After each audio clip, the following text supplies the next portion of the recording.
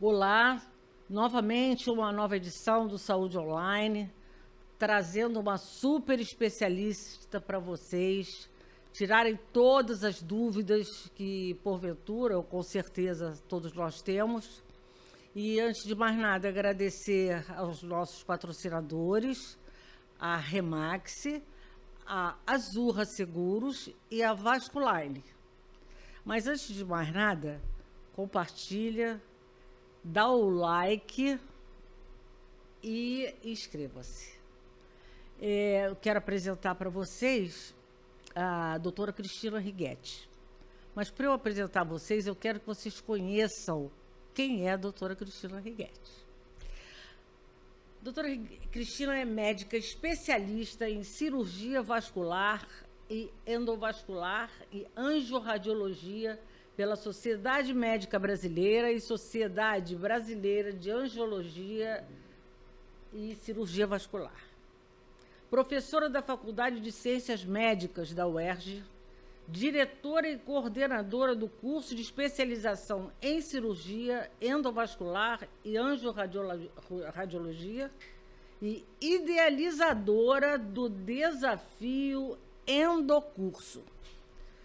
Doutora Cristina, é um prazer tê-la aqui conosco. Muito obrigada por ter aceitado o convite, de nos dar esse prazer e podemos perguntar a quem entende todas as dúvidas e, porventura, alguma novidade que a senhora tenha para nós. Muito obrigada, doutora Cristina. Vamos lá, vamos às perguntas.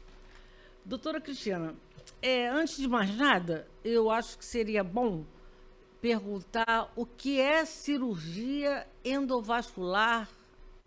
Eu queria que a senhora explicasse o que é cirurgia vascular e endovascular, a diferença. Por favor. Excelente pergunta, Vitória. Bom, em primeiro lugar, é um prazer estar aqui. Agradeço a vocês pelo convite, a Vasculine também pelo convite. E vamos tentar ter um bate-papo elucidativo e agradável. Muito obrigada. Bom, quando a gente fala em cirurgia vascular, muita gente conhece como angiologia, né? Sim. A cirurgia vascular, como o nome diz, é uma especialidade cirúrgica e a gente trata cirurgicamente de todos os vasos do corpo humano, exceto o coração e o cérebro. Os vasos do coração, as coronárias e o cérebro. Bom, quando a gente considera sistema vascular, a patologia mais comum nessa especialidade é a patologia venosa, tá? São as varizes, popularmente conhecidas como as varizes, e é o que a gente mais comumente vê no consultório e é a demanda espontânea do consultório. O paciente sabe que o angiologista trata de varizes. Sim. Mas existem outras patologias do sistema arterial e do sistema linfático, que são os outros dois sistemas vasculares do corpo que a gente também trata. E hoje eu vim aqui para falar especialmente do sistema arterial. Sim. Tá? Também vamos abranger o sistema venoso e a gente vai falar especificamente de um tipo novo de cirurgia, que é a cirurgia endovascular. Então, como o próprio nome diz, a endovascular ela é uma cirurgia minimamente invasiva e o endo, a gente vai por dentro dos vasos. Então, ao invés de a gente fazer incisões, ou seja, cortes grandes ou cortes pequenos, a gente vai fazer a cirurgia por punção. É como pegar uma punção de uma veia, uma punção para tirar sangue. Sim. E a gente vai fazer, através dessa punção, a entrada no sistema vascular, pode ser arterial ou venoso, ou linfático, e por dentro do vaso a gente chega no lugar onde a gente quer tratar. Então, ela é uma cirurgia minimamente invasiva, porque não tem incisão, não tem corte, e que vai por dentro do vaso direto ao ponto que se quer tratar. Remotamente ou próximo, né? Tanto faz, se o sítio de acesso for próximo. E quem determina esse tipo de tratamento é o angiologista? É o angiologista ou cirurgião vascular. Então, a angiologia, ela é uma especialidade eminentemente clínica, mas basicamente, hoje em dia, ela se fundiu com a cirurgia vascular. Sim. Então, por exemplo, eu sou cirurgião vascular, eu faço tanto angiologia como cirurgia vascular. A angiologia é a especialidade que cuida dos vasos. Sim. E a cirurgia vascular é a que cuida através de cirurgia. Sim. Então, todo cirurgião vascular, quando ele é formado, ele faz tanto a parte angiológica como a parte cirúrgica. Doutora, me diz uma coisa, também uma palavra que a gente ouve muito e eu pediria que a senhora explicasse. O que é embolização? Então, embolização é uma das técnicas que a gente utiliza na cirurgia endovascular, a cirurgia minimamente invasiva, e ela, como o próprio nome diz, embolização. A gente joga êmbolos no vaso a ser tratado. Vamos lá, êmbolos. Êmbolos. Êmbolos é um plug, uma partícula, pode ser um líquido, pode ser uma mola, ou seja, é um objeto que vai ocluir esse vaso. Então, por exemplo, quando eu quero ocluir um vaso, tratar através da oclusão, da embolização. A gente tem um exemplo clássico, que é um dos primeiros tipos de tratamento endovascular que foi inventado, que é a embolização dos miomas, que são tumores benignos do útero. Sim. A grande maioria das mulheres, a partir dos 30 anos até a menopausa, em idade fértil, né? Mulheres em idade fértil um pouco mais velhas, vão apresentar algum tipo de mioma, que é esse tumor benigno, na parede do útero. Quer dizer que hoje não há mais necessidade da esterectomia, hoje não tem mais necessidade desse tipo de cirurgia, né? Que deixava as mulheres assim muito inseguras. Então, esse é um procedimento que tem suas indicações precisas, dependendo do tipo de mioma, e ela sim preserva o útero e evita uma cirurgia com corte, com incisão. Ela evita, por exemplo, uma retirada parcial só do mioma ou a retirada do útero propriamente dito, que é a esterectomia. Então, sim, ela é uma cirurgia que previne, uma cirurgia aberta maior e previne a retirada do útero. Obviamente, ela não pode ser feita em todos os casos. Tem suas indicações precisas e, para isso, deve-se consultar o seu ginecologista Sim. e o cirurgião vascular que vai realizar a técnica, os dois. É um tratamento que a gente diz multidisciplinar, né, em conjunto. Certo. Outra coisa, doutora Cristina, é embolização articular inflamatória. Isso é uma super novidade. Então, eu acho interessante, para quem está assistindo, ouvindo esse podcast, que isso é uma novidade, assim, ultra recente. Então, a embolização, que é esse procedimento de entupimento da circulação, descobriu-se que eu, chegando no local da inflamação na articulação, por dentro do vaso, exatamente no vaso que está responsável por aquela área inflamada, a área inflamada nada mais é do que uma área hipervascularizada, com muita vascularização.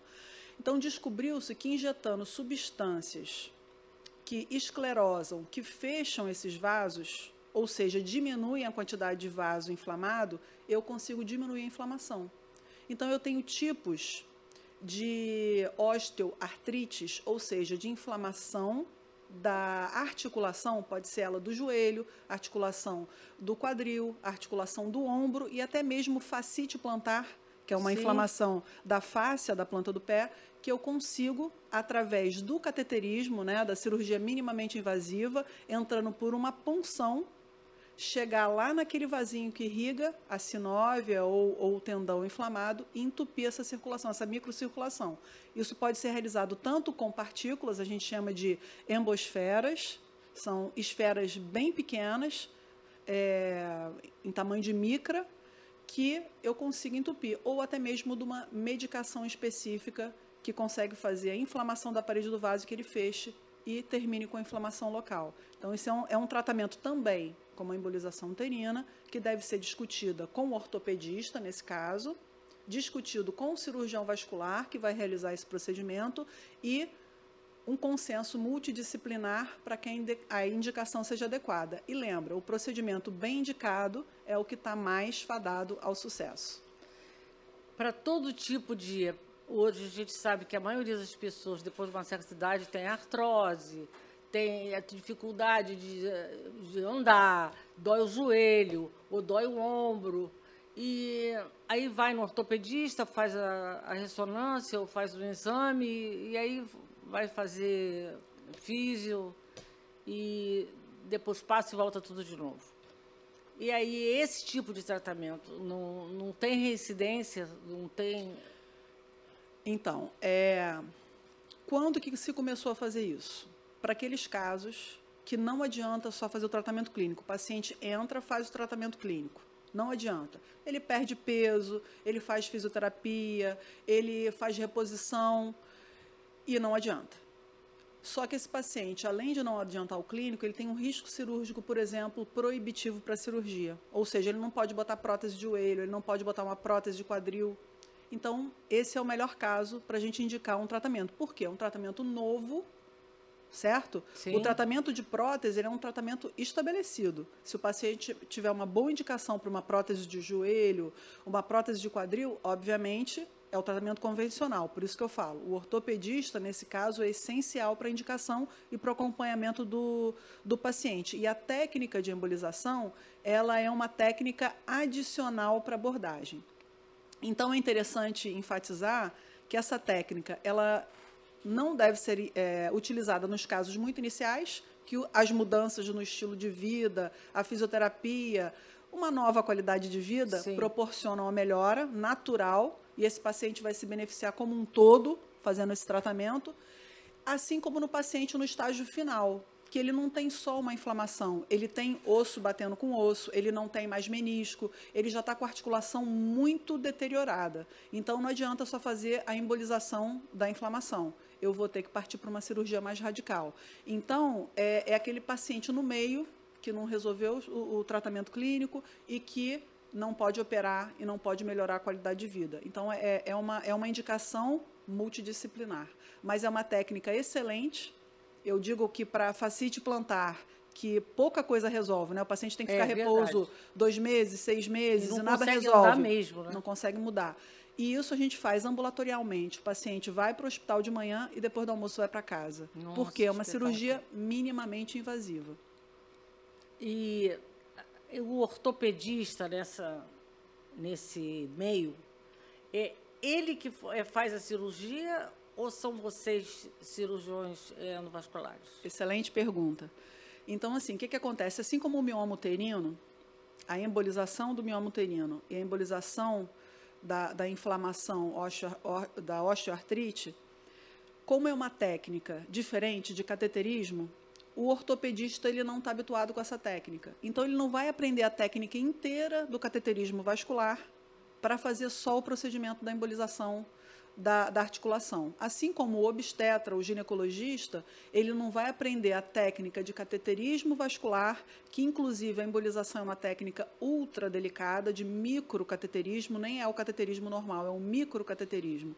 Então, ele não vai se esmerar nessa técnica para fazer um tipo de embolização só. Então, isso acabou ficando com o cirurgião vascular, que é o especialista, né, que vai tratar todos os vasos do corpo. Então, assim como eu trato aneurisma de aorta, minimamente invasivo, assim como eu trato doença aterosclerótica periférica, assim como eu trato sangramento digestivo, eu trato trauma arterial, todos com a técnica endovascular, a gente desenvolveu a técnica de embolização para tratar miomas, para tratar doença inflamatória articular e para tratar malformações vasculares também. Eu queria que também a senhora falasse um pouquinho sobre essa malformação. São pessoas que, logicamente, já devem nascer com essa malformação, né? Quer dizer, já foram bebezinhos, já passaram. E como é isso é detectado? Como é que chega até a sua especialização? Então, a gente tem uma Sociedade Internacional de Estudos das Malformações, que chama ISVA, tá? ISSVA. É uma sociedade de médicos que só estuda malformações arteriovenosas. Como você propriamente falou, Vitória, a malformação vascular, em geral, geralmente o indivíduo já nasce com ela. Sim. E, geralmente, ela está associada a fatores genéticos. Por quê? A gente tem na nossa formação do corpo todo um processo de formação, desenvolvimento e crescimento. A malformação nada mais é do que vasos que crescem anormalmente, anormais. E para que eles cresçam anormais, eu preciso de fatores de crescimento ali em volta daqueles vasos para sinalizarem para o vaso que ele tem que crescer. Certo. Então, toda pessoa, a maioria das pessoas, a gente na medicina não pode dizer nem nunca nem sempre, né? Nada é absoluto. Mas a grande maioria provavelmente tem fatores genéticos que predispõe à organização daqueles vasos anômalos. Então, o que acontece? Eu costumo dizer para o paciente que tem malformação vascular que ele é único, assim como cada ser humano é único. Sim. E o comportamento daquela malformação, quando a gente trata, ele também é imprevisível. Então, eu explico muito para os residentes, para os vasculares novos em formação, que a gente tem que respeitar muito esse tipo de patologia. Por quê? Toda vez que eu vou indicar um tratamento cirúrgico, eu tenho que avaliar o risco e o benefício desse tratamento. Sim. Se o risco for maior do que o benefício, eu não vou indicar cirurgia. Aí entra o tratamento da osteoartrite. Se o meu risco de botar uma prótese é maior do que o risco, o benefício que eu vou ter, às vezes eu não dá para indicar cirurgia. Certo. Aí vai que o risco da embolização, que é pequeno, é menor do que o risco da cirurgia. Então, às vezes, eu tenho que ter sempre esse balanço. Então, a malformação, se eu tenho esse comportamento anárquico e o paciente convive bem com ele, eu não vou tratar.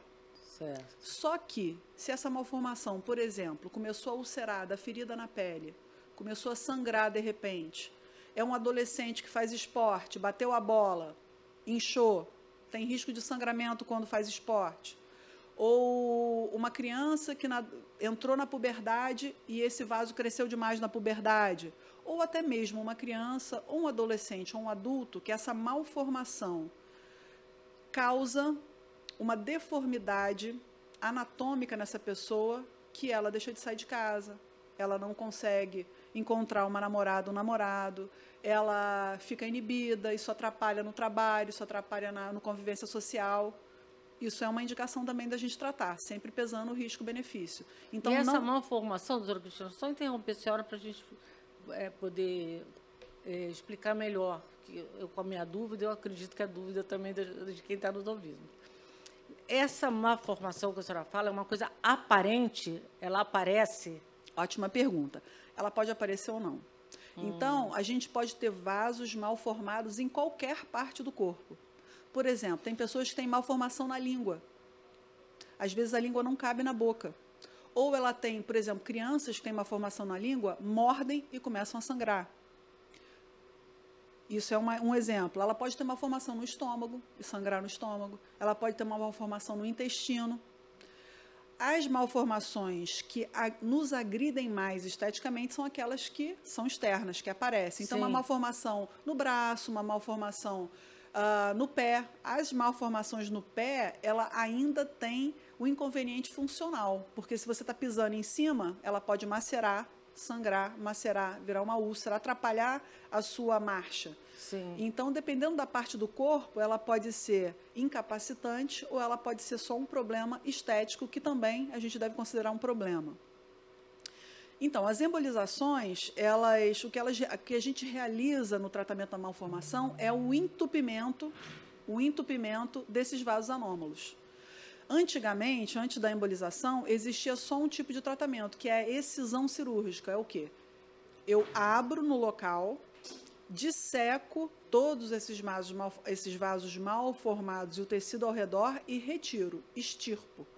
Só que, se eu tenho uma malformação grande ou uma malformação que acomete órgãos, ou, por exemplo, o osso, eu vou ter que ressecar e posso fazer um estrago maior do que deixando a malformação ali. Sim. Então, a embolização ela veio para tornar também minimamente invasivo o tratamento da malformação.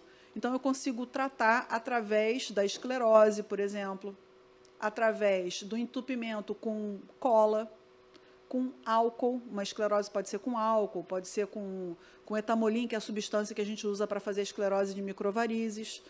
E tem várias técnicas possíveis. E o interessante é que a malformação, assim como existem também 3 sistemas vasculares, ela pode ser de um dos 3 sistemas ou mista. Então, eu posso ter uma malformação só arterial, uma malformação só venosa e uma malformação só linfática.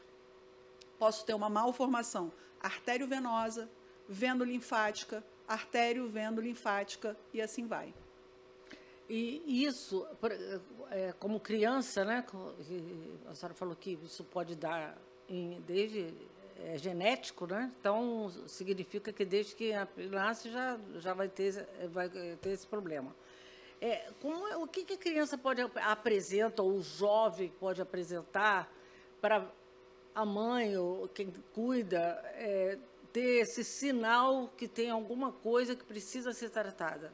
Né? Porque a gente, às vezes, no nosso dia a dia, a gente conhece pessoas, às vezes, que têm algum tipo de problema gástrico e as pessoas jamais sabem que pode existir esse tipo de doença genética. Sim. Então, o que faz chamar a atenção, né? O sinal vermelho? Então, é muito simples e é muito fácil. O paciente só procura investigar e só procura o médico quando incomoda. Então, ele pode incomodar de uma forma estética ou pode incomodar fisicamente, com sangramento, com dor. Então, o sinal que você tem é o que você vai sentir ou o que você vai ver. Então, se é uma malformação exteriorizada, superficial, eu vou observar uma mancha violácea, uma protuberância violácea, geralmente tem coloração, ou ela pode ter uma pulsatilidade. A pulsatilidade, ou seja, eu coloco a mão e eu sinto uma pulsação. É um indicativo que tem um componente arterial, tá? E geralmente, quando ela é mais violácea, é um componente venoso. Isso é fácil entender por quê? Porque as minhas veias são visíveis porque elas são esverdeadas. Sim. As artérias são mais profundas, não são visíveis. Mas se eu coloco a mão em determinados pontos onde elas são mais superficiais, como no punho, eu Sim. vou conseguir palpar o pulso. Então, a artéria tem pulsatilidade, a veia não tem pulsatilidade. Quer dizer, o que pulsa quando a gente Coloca a mão é artéria. é artéria. Isso, exatamente. Outra coisa, doutora Cristina, tem pessoas que vão no endócrino, ou vão no gastro, e essas pessoas têm que pesquisar, né? Para chegar a essa...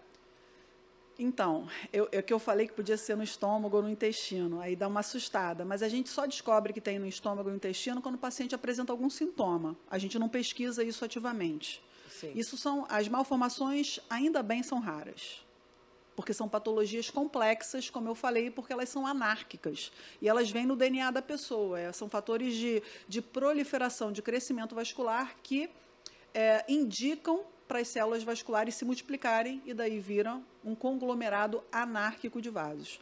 Então, são raros. E, como eu falei, só precisa tratar se você perceber que tem, se tiver sintomas. Por isso, não se preocupe, se tiver alguma no seu estômago ou no seu intestino, a gente só vai achar e só vai descobrir, só vai pesquisar se ela tiver sintoma. E é muito raro. Outra coisa, doutora Cristina, e isso que a senhora fala em embolização, para leigo, eu vou perguntar assim para poder me fazer entender.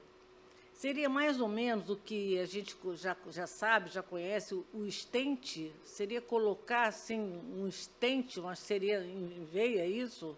Excelente pergunta. Então, assim, eu acho que a gente tem 3 conceitos. Na cirurgia, 4, na cirurgia termos, né? Na cirurgia endovascular, que são interessantes da gente elucidar aqui. Lógico. Tá? Então, o primeiro deles é o que é cateterismo. O segundo que é angioplastia. O terceiro, o que é stent. E o quarto que é embolização. Eu acho que eu comecei pelo mais complexo. Não, tá ótimo, tá excelente, porque então, tira dúvida total. Então, assim, o cateterismo, tá? Como o próprio nome diz, é um catéter. Eu uso um catéter para cateterizar. Então, o catéter nada mais é do que um canudinho comprido, fino, que eu introduzo esse canudo, esse catéter, por dentro do vaso, e eu consigo, com ele, navegar ao longo dos vasos, aonde eu quiser chegar. Então, por exemplo, o sítio mais comum de acesso vascular é a artéria femoral, que fica na virilha. E a gente, quando dá aula, a gente costuma dizer, por que o femoral ele é o mais usado?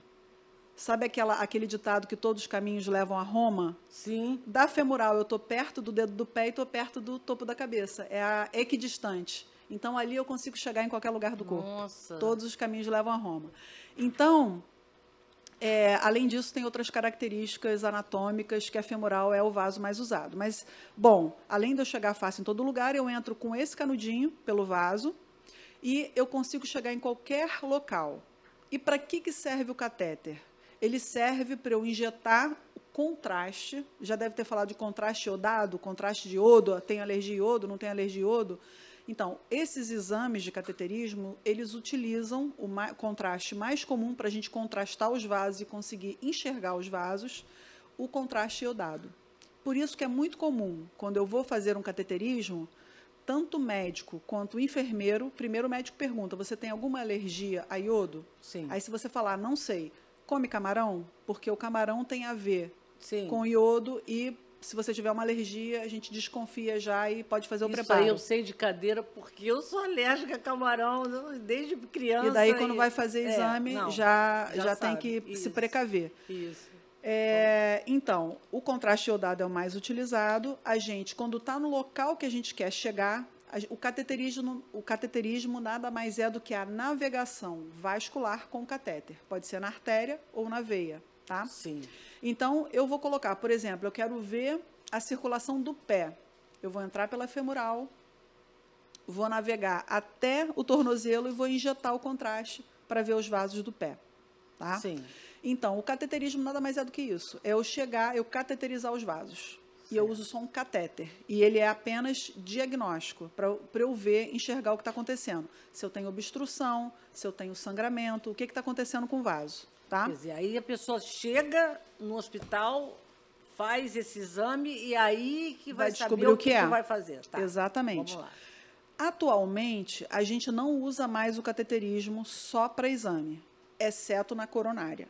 Na coronária, já ouviu falar? Vou fazer um cateterismo da coronária. Sim, sim. Vou fazer um cateterismo do coração. O cateterismo da coronária, ele é utilizado, você coloca o catéter na coronária esquerda, injeta o contraste e vê como é que está essa coronária e seus ramos.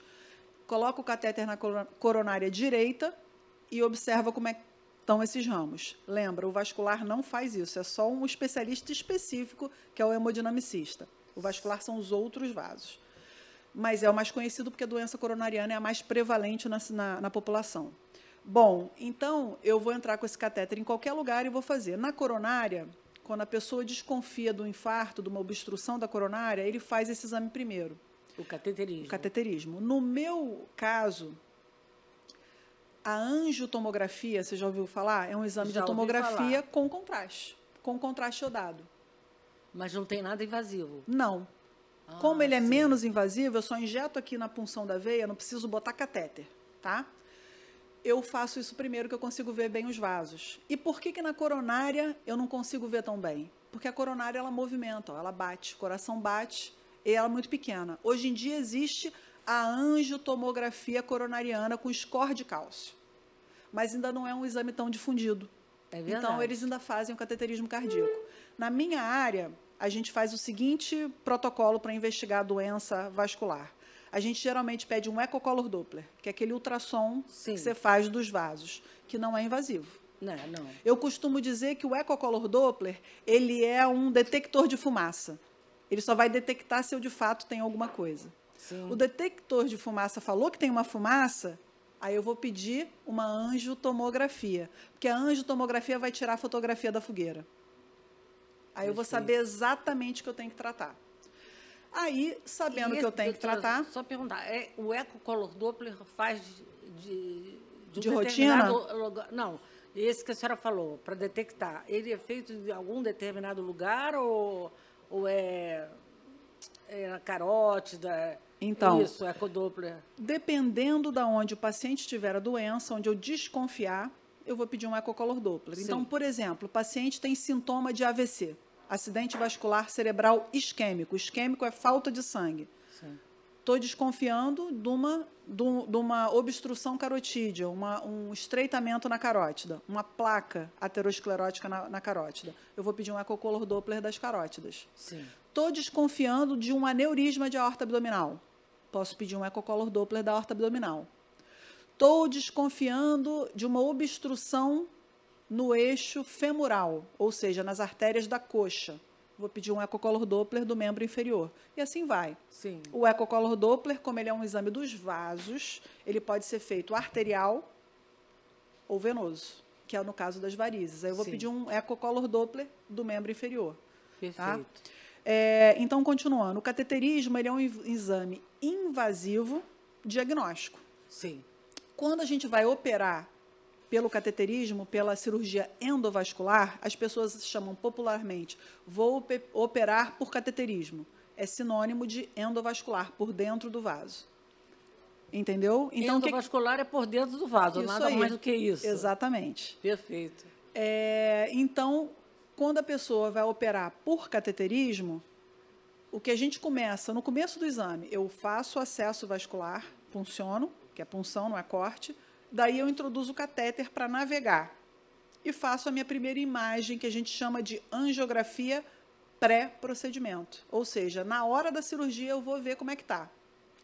Aí eu confirmo se aquelas lesões que estão ali são iguais à lesão que eu estudei antes, a lesão da angiotomografia, a lesão do Doppler, do ecocolor Doppler. Aí, minha estratégia cirúrgica foi aquela. Mas pode ser que na hora do cateterismo eu ache alguma coisa a mais, porque o cateterismo ele é mais específico. Ele é o exame que eu estou olhando com uma lupa de aumento, tá? Sim. Vi alguma coisa a mais, eu já estou programada e já vou me readaptar e vou tratar do jeito adequado. Então, o cateterismo é um diagnóstico que usa o catéter. A angioplastia foi inventada por Charles Dotter na década de 60. Então, dá para ver que a cirurgia endovascular era muito nova. Muito nova. O tratamento endovascular de aneurisma de aorta abdominal foi desenvolvido na década de 90. Então, você imagina, os médicos que estão novos se formando hoje nasceram depois da invenção, mas a minha geração, por exemplo, aprendeu já a técnica endovascular, porque na década de 90 já estava sendo desenvolvida. Aqui no Brasil, inclusive, começou na década de 90. Então, a angioplastia foi a primeira técnica de tratamento inventada na década de 60. Então, o que o Dotter bolou? Se eu tenho uma obstrução arterial, ou seja, uma obstrução vascular, no caso foi arterial, o sangue precisa chegar no tecido, mas existe um estreitamento ali. Então, o sangue não vai chegar adequado. É como se fosse uma mangueira que está cheia de sujeira nela. Então, em vez do jato sair grande, ele vai sair fraquinho. Então, se o jato está pequeno, o que vai acontecer? Os tecidos vão ficar com nutrição desfavorecida, pobre. Na perna, quando eu tenho esse tipo de obstrução, a gente chama de doença aterosclerótica periférica, o sintoma que vai dar é chamado de claudicação. Não sei se você já ouviu esse termo. Não. Explica, eu vou explicar. Eu também não sei. Imagino que vocês vão ter que editar muito, que esse negócio vai ficar comprido, hein? Vamos Estou lá, falando de uma vida. Estou falando de uma vida cirúrgica aqui. Bom, claudicação vem do imperador Cláudius. Cláudius mancava. E daí claudicação é a pessoa que não consegue marchar normalmente, que manca. Então, o que é a claudicação no termo médico? Claudicação no termo médico significa que quando você começa a requisitar músculo, o músculo precisa contrair para andar, se tiver com pouca irrigação, ele começa a ficar fraco, não dá conta. Porque o que leva o nutriente e o oxigênio para o tecido? São as artérias. Se eu tenho uma obstrução do fluxo da artéria, quando eu precisar de mais fluxo, que é quando eu estou usando o músculo, eu não vou ter, porque eu tenho estreitamento. E daí eu sinto dor. Então, a gente tem diferentes graus de claudicação, que são dependentes do grau de estreitamento. Tá? Então, por exemplo, na perna, o local mais comum da claudicação é na panturrilha. Tá? Por quê? Porque é a parte do músculo mais importante para caminhar. Se eu tiver uma obstrução na coxa, o sangue não consegue chegar na panturrilha. Quando eu começar a caminhar, não vai ter sangue suficiente que eu precisaria para caminhar. Eu vou sentir dor. E o interessante da claudicação no paciente com doença aterosclerótica é que é uma claudicação que a gente chama de reproduzível. É diferente da claudicação venosa, da veia da variz. A claudicação arterial ela é muito característica. Significa que o paciente chega para você e fala, doutora, é impressionante, eu ando exatamente da minha casa até a padaria, eu paro 2 vezes. Independente se está sol, se está chuva, se eu estou vestindo roupa amarela, roupa verde. Mas porque sente dor? Porque a obstrução é igual. Ele requisitou aquela distância, ele sente dor naquela distância. Entendeu? Entendi. Pessoas diferentes, com lesões diferentes, vão ter claudicações diferentes. Mas aquela pessoa vai ter sempre a mesma. Ela sabe me dizer exatamente como é. Ela tem que parar. Exatamente. Ela sente, tipo, a perna para de funcionar. É um aperto que não dá para continuar, não dá para continuar caminhando. Então, isso é a claudicação. E quando ela para, o músculo relaxa, o pouquinho de sangue que chega é suficiente, ela melhora da dor. Aí ela começa a andar de novo, andou aquela distância, dor de novo. Olha. Então, é interessante. Então, a angioplastia que o Dotter criou é exatamente o seguinte conceito: o vaso elástico.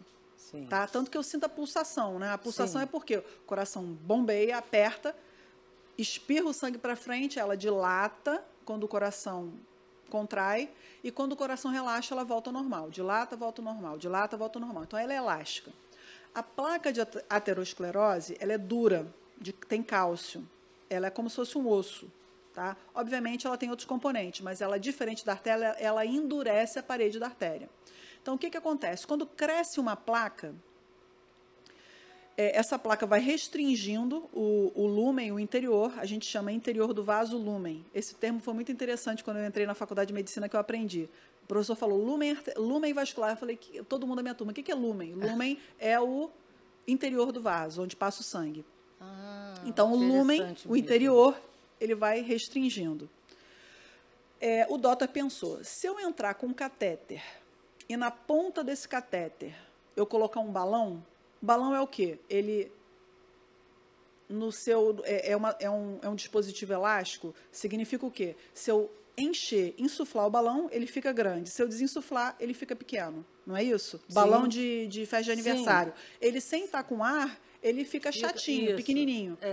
E conforme eu for inchando, ele vai aumentando de tamanho. Então, o balão para angioplastia, ele nada mais é do que um balão de material elástico, que vem na pontinha do catéter. Quando eu posiciono o local do balão da ponta do catéter no meio daquela lesão, fechadinho, eu posiciono ele lá, eu vejo no raio-x, que ele está lá, que ele é radiopaco, ele aparece no raio-x, e daí eu insuflo ele. Quando eu insuflo, eu dilato, eu quebro a placa e faço o vaso dilatar. Nossa, que fantástico. Aí você vai fazer, quando você desinsufla e tira o balão, não vai voltar tudo para o normal?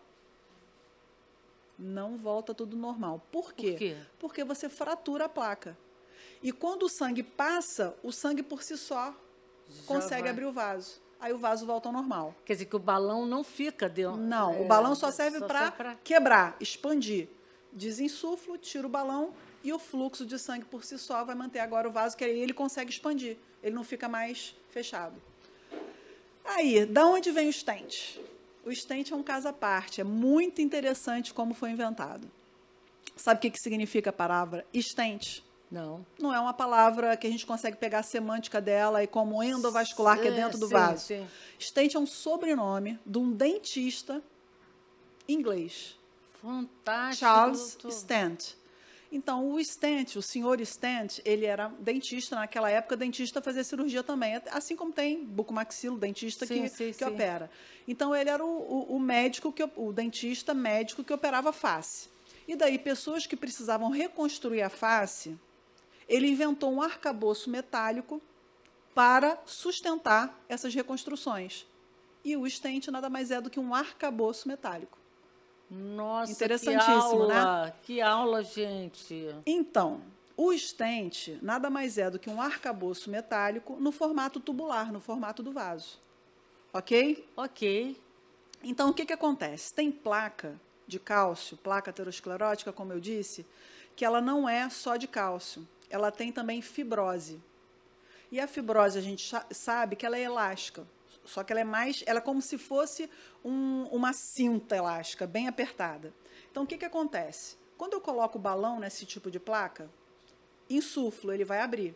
Quando eu desinsuflo, volta para ficar fechado de novo. Sim. Tá? Isso a gente chama no termo médico de retração elástica. Ele expande, quando eu tiro o balão, ele fecha. Quer dizer, não funciona. Não funciona. Aí eu tenho que usar o arcabouço metálico, que é o stent.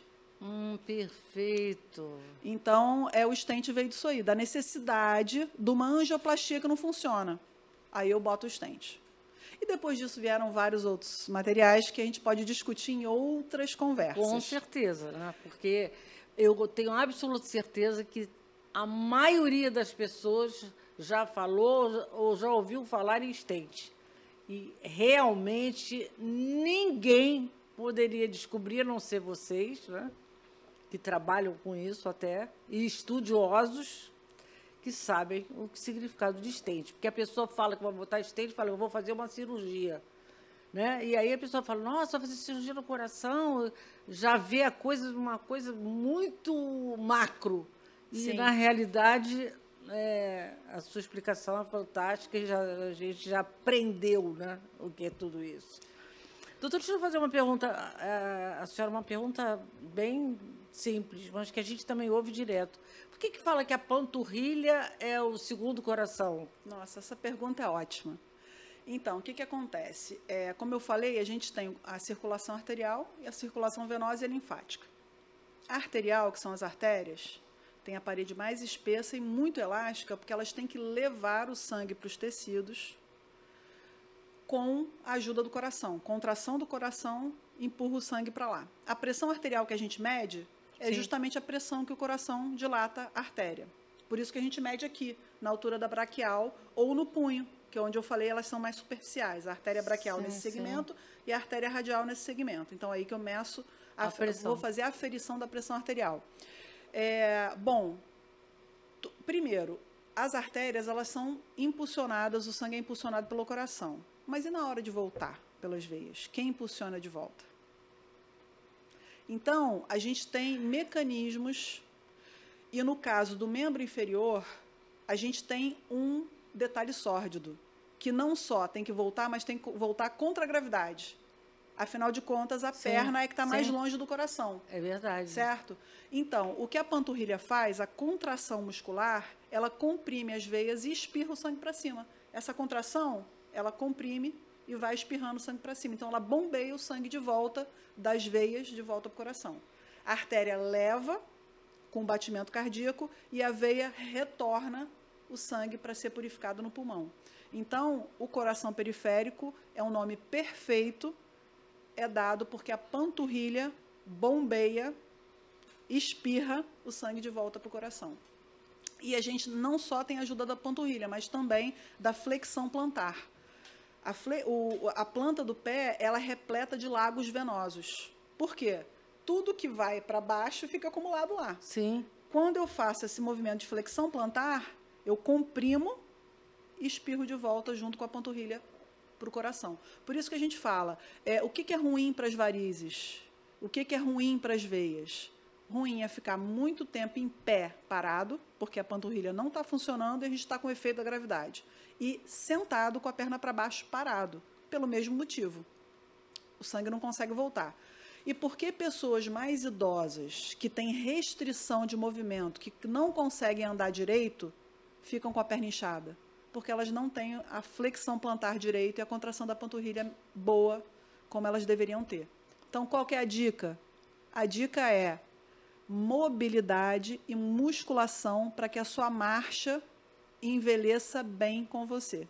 Que aí você vai ter essa marcha perfeita e vai evitar esses problemas de edema, de varizes, de perna inchada. Perfeito, olha só, isso aí é uma aula que serve para todo mundo, né? Porque todo mundo vai entender. Você está me fazendo explicar a cirurgia vascular inteira. Não, porque são perguntas que a gente ouve, a maioria das pessoas fala, inclusive em academia, né? As pessoas falam muito, exercita a panturrilha, porque a panturrilha é o segundo coração. Isso. Ixi, como é que a gente vai entender? Não tem como, né? E lembrando, né, não só exercício para panturrilha, exercício para coxa, exercício para o braço, exercício para o pé, para tudo. Tem que fazer exercício para tudo. Para quê? Para que a sua marcha seja perfeita. Um dos fatores que evitam a osteoartrite é estar com a mobilidade em dia das articulações e com o músculo funcionando bem. Por isso que é importante, não só a musculação, como também mobilidade e o aeróbico. Todos esses são importantes. Eu acredito que antigamente, né, bem antigamente, que as pessoas depois de 50 anos ficavam sentadas e ali ficavam fazendo crochê, ficavam sentados o tempo todo e muito cedo tinham dificuldades de caminhar, né? Eu acho que está explicado o motivo, que a doutora Cristina acabou de falar. que a pessoa, quando não faz esse movimento, a dificuldade, né, de irrigar é difícil, e incha, e sente dor, né? Essas coisas todas.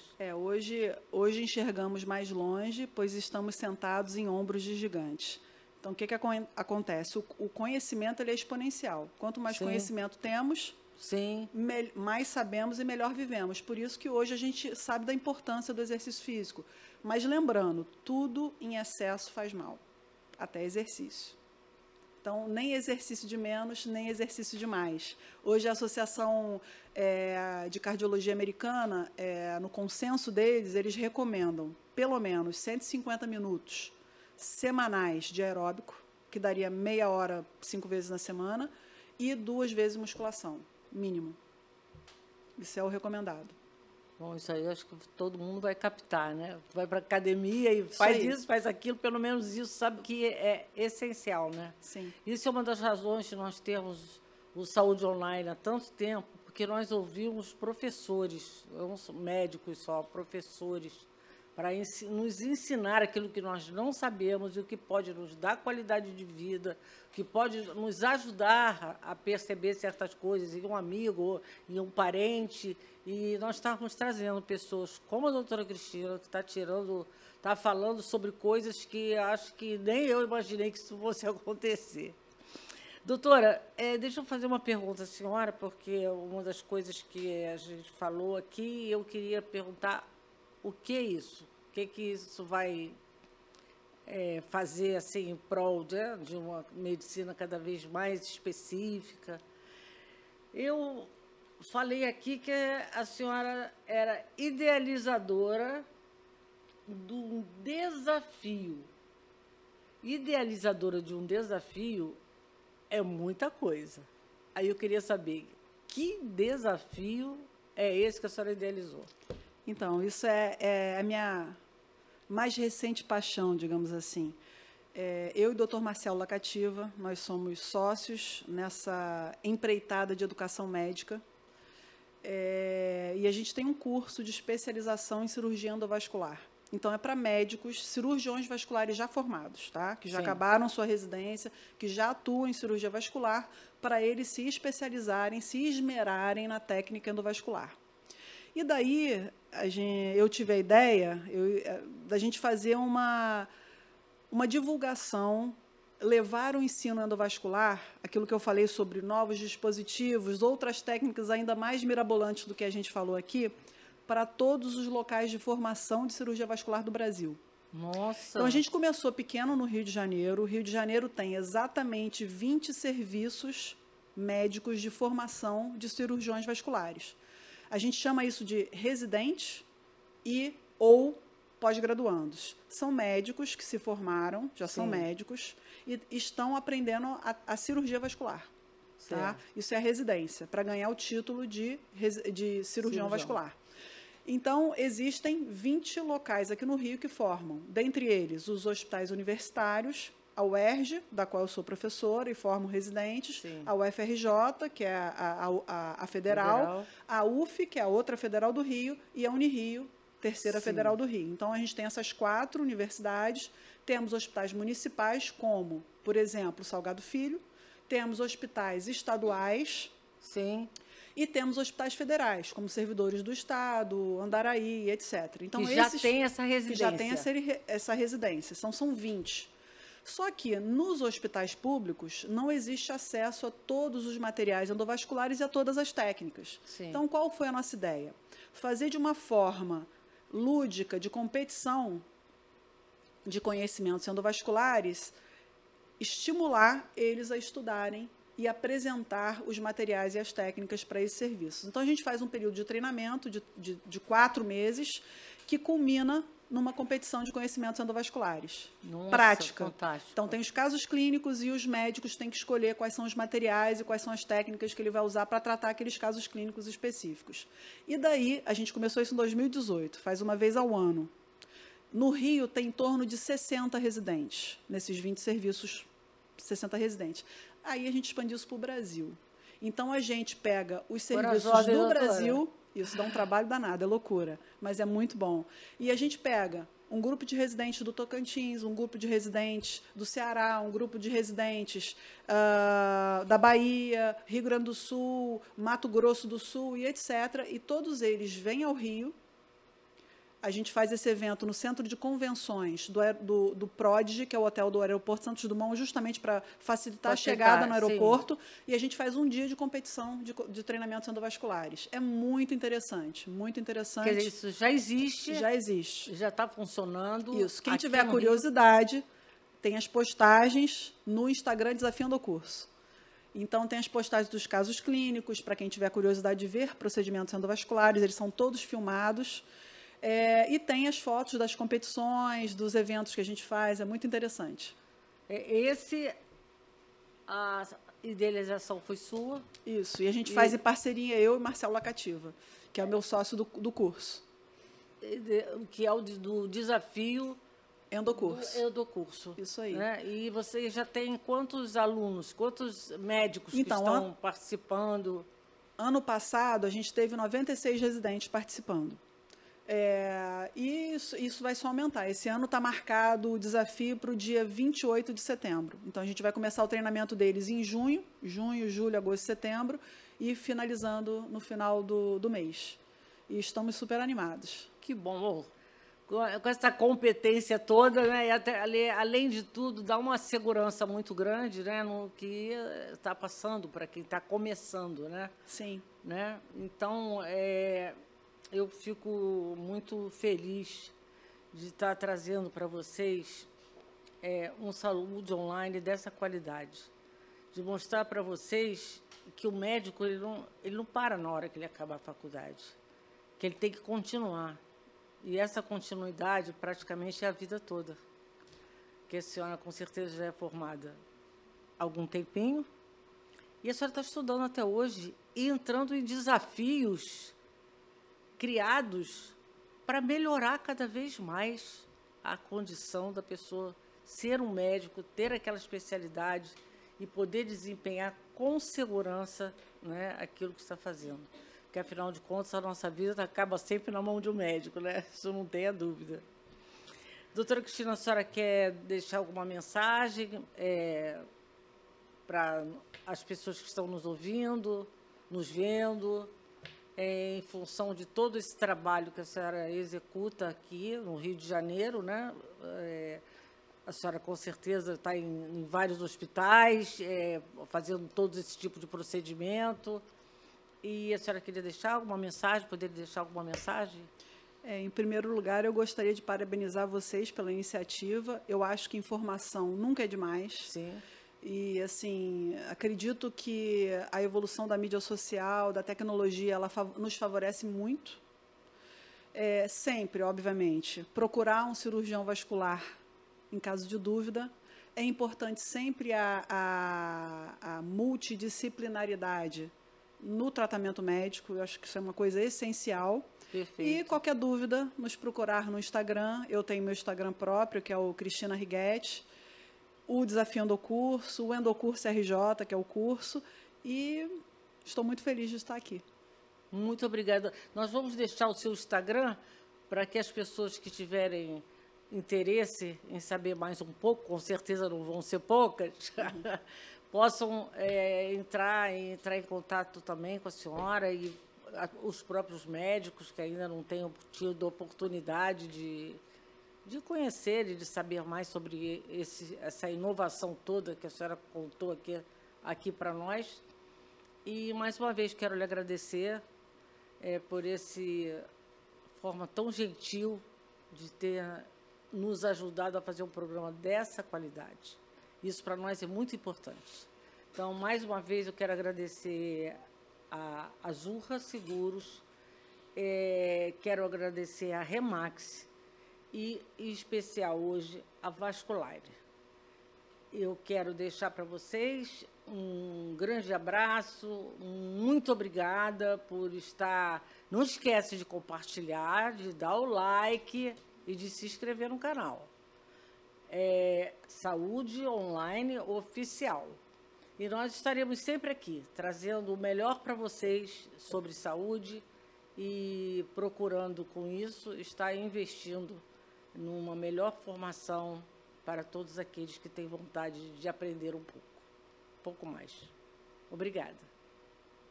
Obrigada.